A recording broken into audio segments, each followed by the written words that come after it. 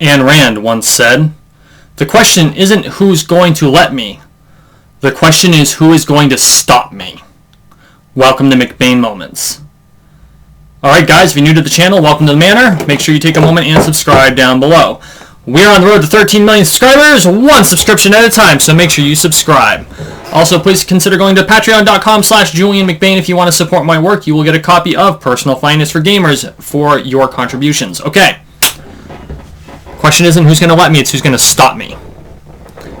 This is a tenet you need to internalize, assimilate, and make a part of your being. And here's why. When you look at the things you want to do in your life, most people are waiting for permission. Look through your life, look at all the things you want to do, think about them, and look at what are you waiting for permission for? Who are you waiting for permission from? Is it from your boss? Is it from your spouse? From your kids? From your parents? You're waiting for permission to be successful. You're waiting for permission to do the things you want to do. Why are you waiting for permission? Whose permission do you have to get better at what you do? To be the person you want to be? The only person whose permission you need is your own. Because if you are striving for your own success, and especially if you're doing it in a way that does no harm to others, what the hell are you waiting for? Go out there and start doing. Change your career. Okay? Change the path you're on. Decide on a different way of doing things.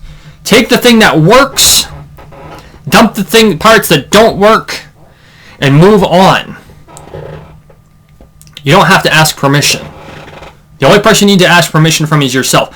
Why are you stopping yourself from doing these things? And I'll tell you why. There are plenty of reasons why. You're afraid. You're afraid of what other people will think. You're afraid of how other people will act. You're afraid of other people's opinions. And a lot of times those opinions are minority opinions.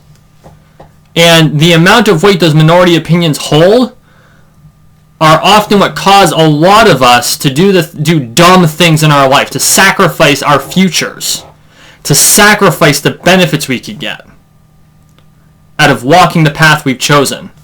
The number of people who have decided not to pursue something good for themselves because they're afraid of how one person will think of them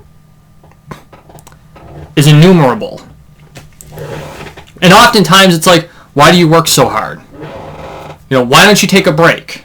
Let me give you some advice. Relax. Stop stressing out. Take a step back. Why don't you live your life? Well, you are living your life. But the thing is you understand that sacrifice now means benefit later. Sometimes you run into these things in very unconventional ways. Most of the time I'm sacrificing time now for better circumstances later. And that is usually the case. Universally, if you sacrifice earlier in your life, you will have a better later life. This is why they say to save up for retirement. Although the way that those work is often not what we can see, because when we think of saving up for later, we're always thinking, well, saving up for when we're old. You don't have to save up for when you're old. You don't have to sacrifice everything for 40 years so that you're fine in the last 20 years of your life, which is inevitably 10. It's, I sacrifice now so that in 5 years, I don't have to work so hard.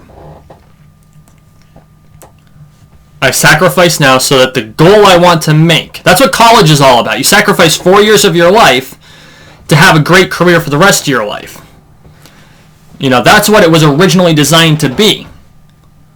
Trade school's the same way. You work really hard as an apprentice so that when you're a tradesperson, you don't have to work as hard because you have all the knowledge.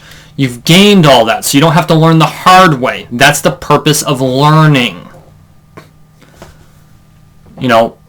Those who don't sacrifice earlier end up having to sacrifice later. That's a mistake I made.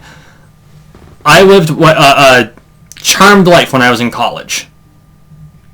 I I went through life as if basically I had no cares. And because of that, I have to make that up now. What I'm saying to you is be willing to sacrifice the now for the later. Delayed gratification. Delayed results. Look at what the final result will be.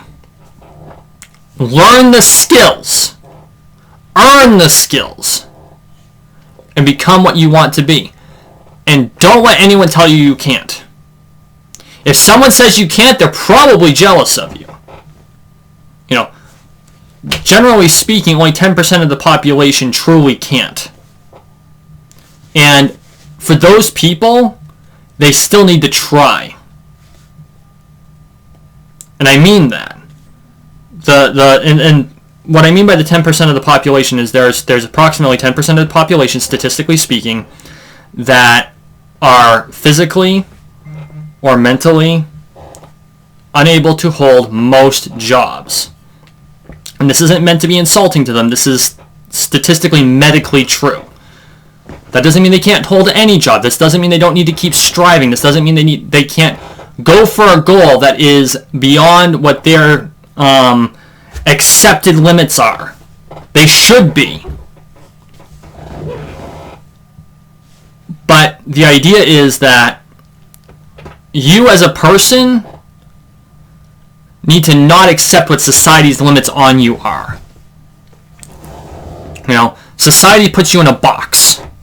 This is your socioeconomic box. This is where you grew up. This is where the people you grew up around are. This is where the life that you're expected to lead, because this is where you grew up, and this is the people you grew up with, and this is the economic place that you grew up in, and this is the social part of the ladder that you grew up in. This is where you're expected to be.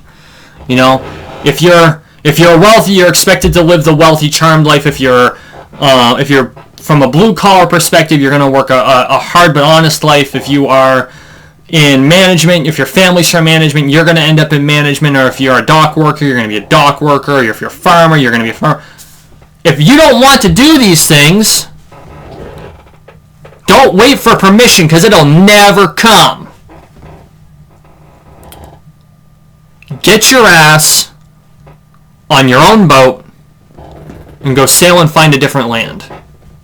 And I mean that metaphorically, because obviously that's not always literally possible. Find your own way. Find your own way. Don't ask permission.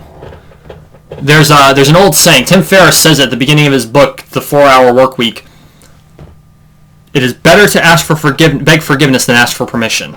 When it comes to building your own life, that is fundamentally true. What have you been waiting for permission to do? What should you be doing that you've been waiting for permission from? The only person you really need permission from is yourself. Ask yourself that question. Comment below. This has been a McBain moment.